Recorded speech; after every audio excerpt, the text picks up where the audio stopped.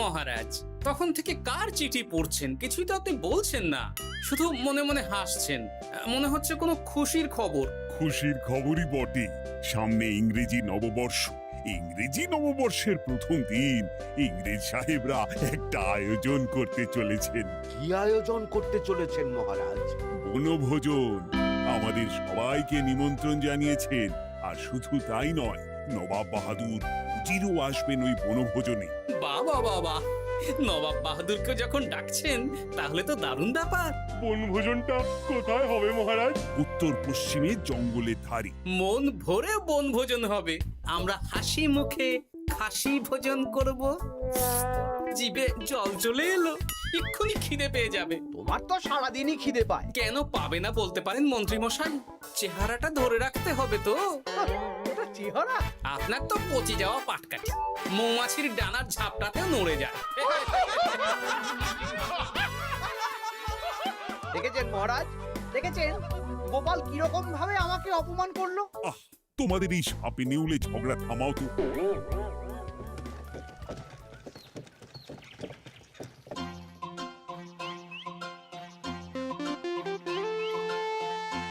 কি গো ভোলা, সামনে তো ইংরেজি নববর্ষ, নতুন বছর চলে এলো। তা তুমি নতুন গুড়ের সন্দেশ বানাওনি? বানিয়েছি তো, এই তো দেখো না, নলেন গুড়ের সন্দেশ, রসগোল্লা সব বানিয়েছি। তাহলে দাও খাই। গোটা রসেক আগে রসগোল্লা দাও। দিচ্ছি।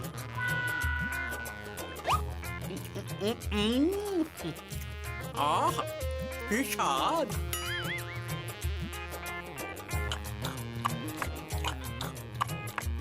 সবকটাই খেলাম, কিছুই গেল না বাদ।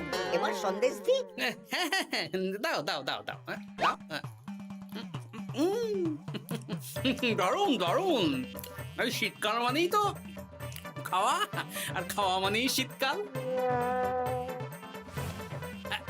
এই নাও ধরো।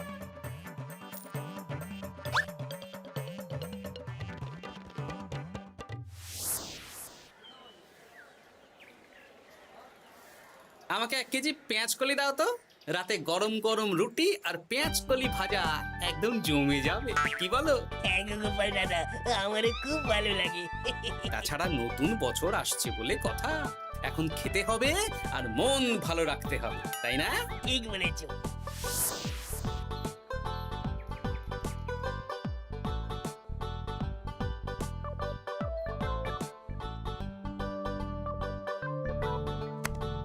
দেখো গিন্নি, দেখো, তুমি তো রোজ বলো বাজার আনি না, কিপ্টের মতন বাজার করি।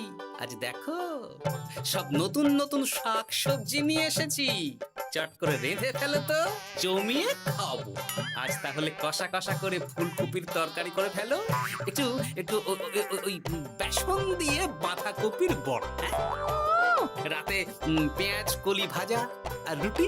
আমার হাত দুটো তো মানুষের হাত নয়, এগুলো তো যন্ত্র। আহ, সামনে ইংরেজি নববর্ষ, এখন নতুন নতুন সবজি তো খেতেই হবে। কাল দেখি পালং শাক আনবো, কেমন? ঠিক আছে ঠিক আছে, হ্যাঁ।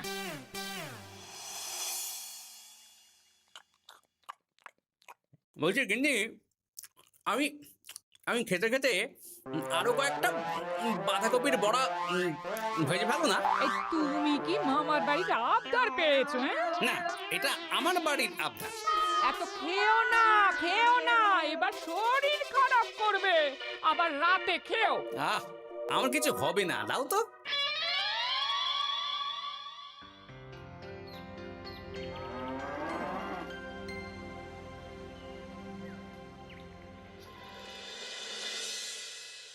আচ্ছা শোনো, কালকেই তো ইংরেজি নববর্ষ, তাহলে কালকে আমরা সকাল সকাল বেরিয়ে পড়বো। হ্যাঁ, এখন আমার ভুরি ভোজ চলছে মহারাজ। বাড়িতে আপাতত নিরামিষের মধ্যেই আছি। কাল দাঁতের ব্যায়াম হবে। বেশ, রাজসভার সকল সভাসদদের বাড়িতে রাজবাড়ি থেকে গাড়ি যাবে সকাল সকাল। সবাই প্রস্তুত থেকো কিন্তু। হ্যাঁ মহারাজ। ইংরেজি নববর্ষে বনভোজন হবে। ইংরেজ সাহেবদের সাথে সুযোগ পেলে ব্যবসা বাণিজ্য নিয়ে আলোচনাও হবে। আমি তো ভাবছি ওই জঙ্গলের কাছে নদী, নদীতে গিয়ে মাছ ধরবো আর মাছ ভাজা খাবো। ওই আবার খাবার, এ তো থামতেই চাইছে না। দেখুন মন্ত্রীমশাই, জীবনে দুটোই উদ্দেশ্য আমার, বাঁচার জন্য খাওয়া আর খাওয়ার জন্য বাঁচা।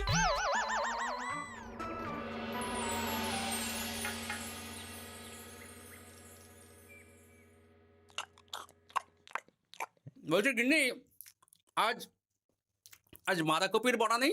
না না না না, কালকে 3 বার করে বড়া বানিয়েছি, আর বাঁধাকপি নেই। কালকের 2টো বড়া পড়ে আছে। আরে বাবা, ওটাই গরম করে দিয়ে দাও না। না, ওগুলো খেতে হবে না। আরে বাবা, শীতকালে বড়া নষ্ট হবে না, একটু তেলে ভেজে দাও দেখি, আরো মুচমুচে হয়ে যাবে। জানো গিন্নি, একটা কথা মনে রেখো, শরীরের নাম মহাশয়, যা সবে তাই সয়। ওর বাবা, বলছি না খেতে হবে না। আরে বাবা, খাবার জিনিস নষ্ট করতে নেই গিন্নি। দাও দাও দাও, ভেজে দাও দেখি, ভেজে দাও।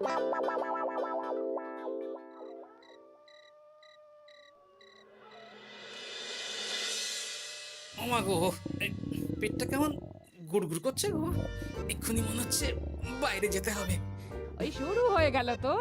তখন কতবার করে বললাম গতকালের বাঁধাকপির বড়া খেও না, খেও না। আমাকে বড় বড় কথা শুনিয়ে দিলে, এখন বড় বাইরে ছোট। আহ, শান্তি। এই এই রে, আবার গুড়গুড় করছে। এ কি গো, আবার? হ্যাঁ, আবার। কালকে আবার ইংরেজি নববর্ষ উপলক্ষে ইংরেজ সাহেবদের সাথে বনভোজন আছে।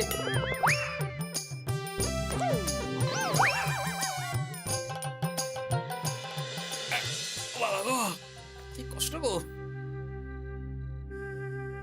ওখানে একটু ওই নুন চিনির জল করে দাও না গো। দিচ্ছি দিচ্ছি, নুন চিনির জল খেয়ে একদম ঘুমাবে। হ্যাঁ,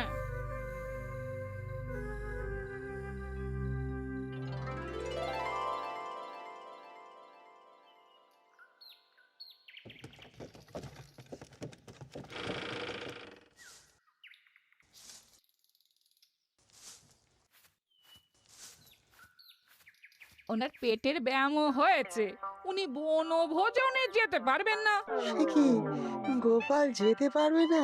না, কালকে রাত থেকে 12 বার ঘরে বাইরে করেছেন, এখন নুন চিনি জল খেয়ে ঘুমোচ্ছেন। ও, তাহলে আর কি করা যাবে? আমরা গোপালকে ছাড়াই ইংরেজি নববর্ষের প্রথম দিন উদযাপন করি।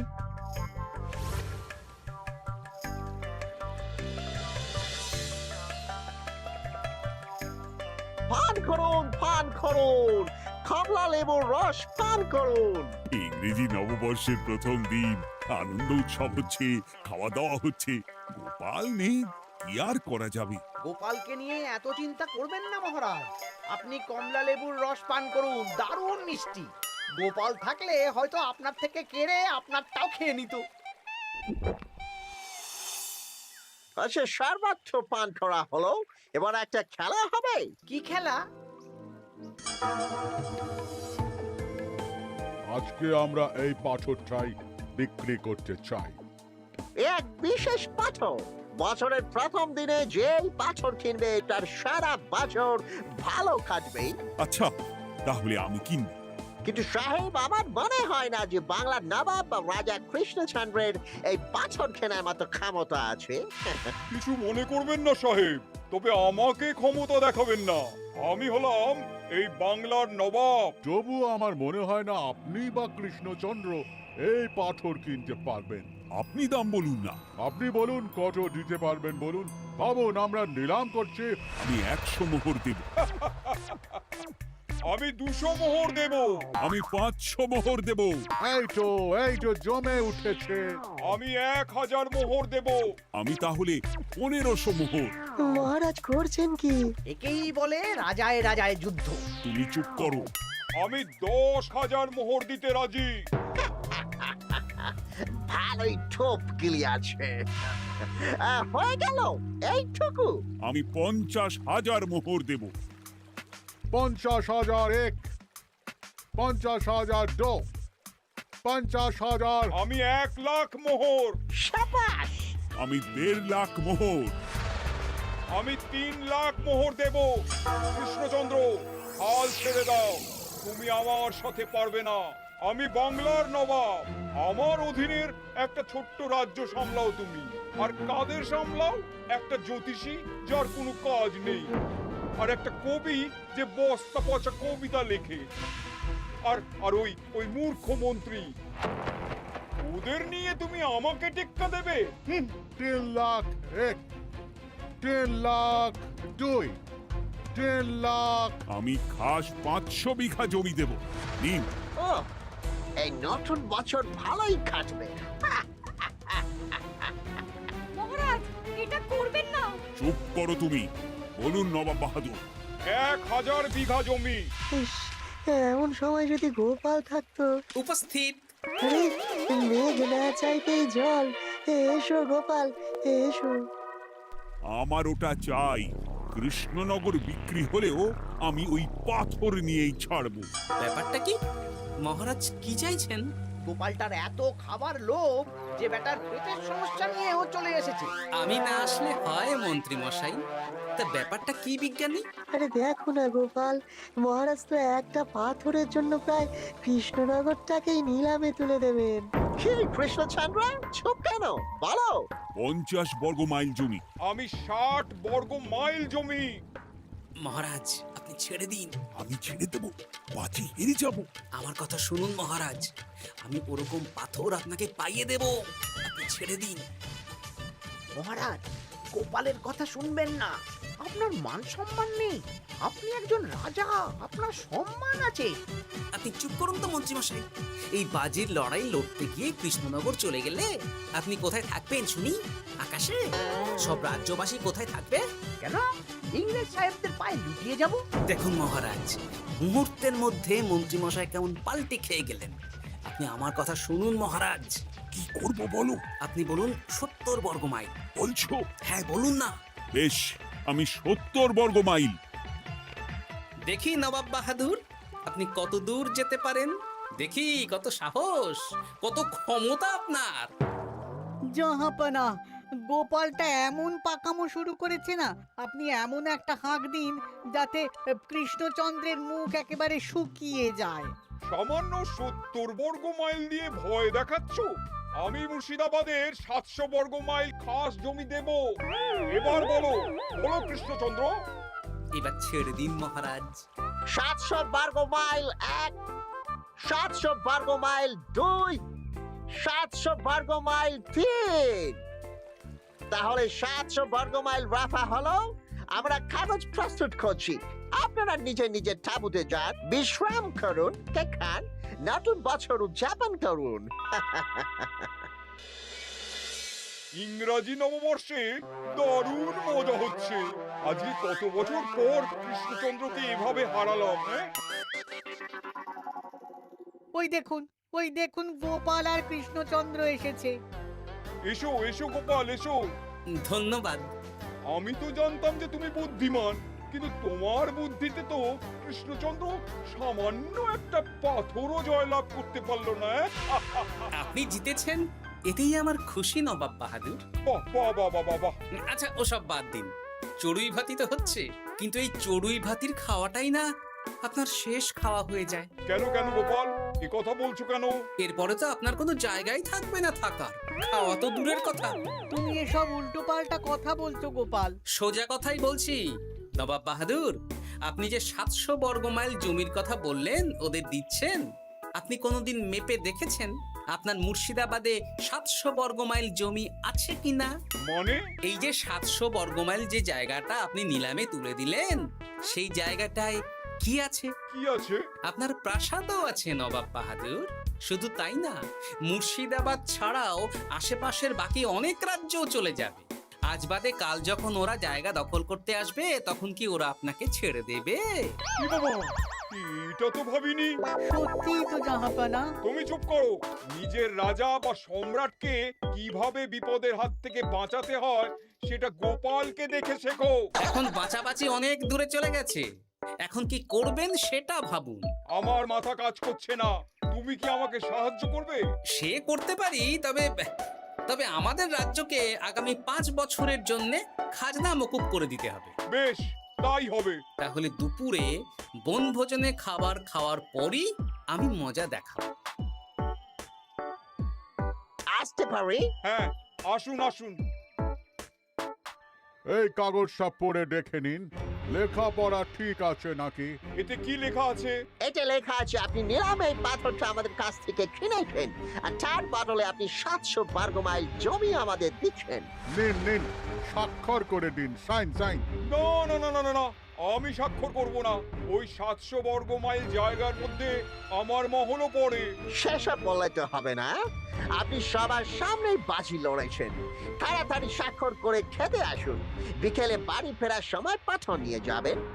আচ্ছা।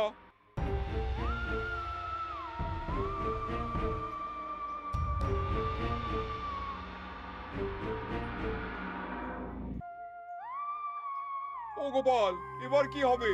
আমি তো স্বাক্ষরও করে দিলাম। একবার যখন কথা দিয়ে দিয়েছি, সেটার খেলাপ কিভাবে করব? আপনি এত ভাবছেন কেন জাহাপানা? গোপাল তো আছে, ও ঠিক কায়দা করে ব্যবস্থা করবে।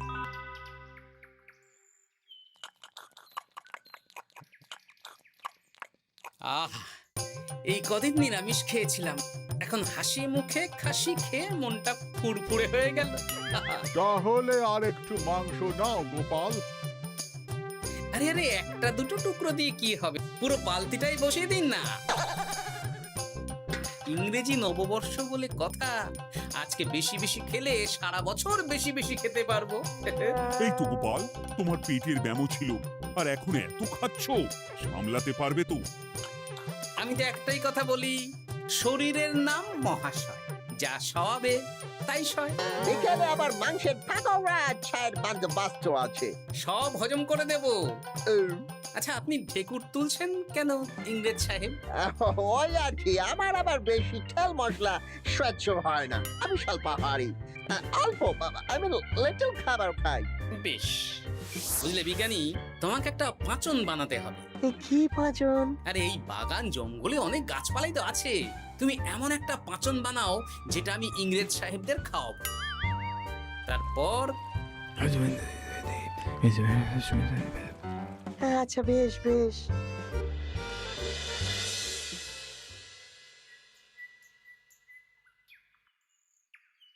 আসতে পারি?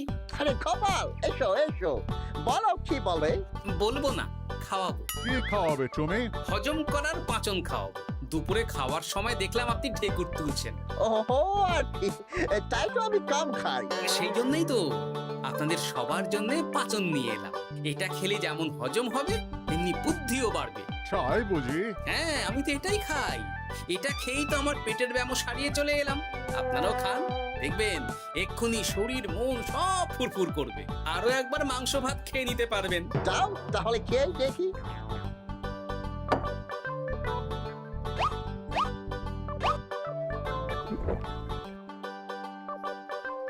এই সেরেছে, আমার পেটটা কেমন গুড়গুড় করছে, আমাকে এখনই যেতে হবে। আরে আরে, যাচ্ছেন কোথায়?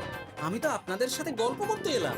ওরে বাবা রে বাবা, আমাকেও যেতে হবে বলে মনে হচ্ছে। আমরা আপনাদের সাথে একটু গল্প করতে এলাম। আজ ইংরাজি নববর্ষ বলে কথা। ও সব গল্প পরে হবে, পরে হবে। ব্যাস, কাজ হয়ে গেল। এবার কেউ একজন নবাব বাহাদুরকে ডেকে আনুন তো।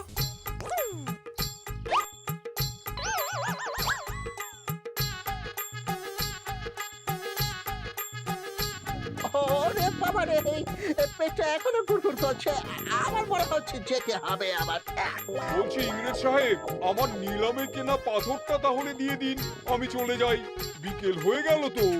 ওরে বাবা, আমি এখনই আসছি, দাঁড়াও। বলছি আমার নিলামে জেতা পাথরটা দিন, আমি বাড়ি ফিরবো। ওরে বাবা রে, আমার মোচড় দিচ্ছে। ওসব মোচড় টোচড় জানি না, পাথর না নিয়ে আমি ফিরবো না। সবাই ঘিরে ধরুন ওনাকে। এই সেরেছে, দেখে ছোট, এবার একেবারে লেজে গোবরে হয়ে যাবে। আমাকে বেরোতে দিন, বেরোতে দিন। না না না না না, আগে পাথর দিন, তারপর বেরোতে দেবো। ওরে বাবা রে, আমার পেট আবার গুড় গুড় করিতেছে। আগে আমার পাথর দিন। পাথরটা গেল কোথায় পেটটা আমার কামড়াচ্ছে। পাথর না পেলে আপনাদের ছাড়া যাবে না। আরে বাবারে, ওই পাথরটার দাম তো সামান্য 5 মোহরও নয়। মানে আমি যে 700 বর্গ মাইল জায়গা দেবো বলে সই করলাম। এত কথা বলতে পারছে না, আমাকে যেতে দিন, যেতে দিন। আগে পাথর। এখুনি হয়ে যাবে। হ্যাপি নিউ ইয়ার আনহ্যাপি হয়ে যাবে। আমাদের যেতে দিন, আমাদের ওই জমি আমাদের লাগবে না। তাহলে ওই কাগজটা আপনারাই ছিঁড়ে দিন। হ্যাঁ, আপনারাই ছিঁড়ে দিন, তারপর আমরা চলে যাব। তাহলে আর কোনো নিলামের ব্যাপার থাকলো না। নিলামের কাগজ ছেঁড়া হয়ে গেল। এই নিন আপনাদের পাথর, আর কোনো কথা নেই। নো নো নো, ওরে বাবা। ঠিক আছে, যান তাহলে। হ্যাঁ, কি নবাব বাহাদুর, এবার শান্তি তো? সত্যি গোপাল, তুমি কি খেল দেখালে? সামান্য একটা পাথরের জন্য আমার ঘটি বাটি চলে যেত। হ্যাঁ, তুমি আমার মান বাঁচিয়েছো গোপাল। ধন্যবাদ তোমাকে, অশেষ ধন্যবাদ। ধন্যবাদ না বলে সবাই মিলে বলুন শুভ ইংরেজি নববর্ষ, হ্যাপি নিউ ইয়ার। শুভ ইংরেজি নববর্ষ।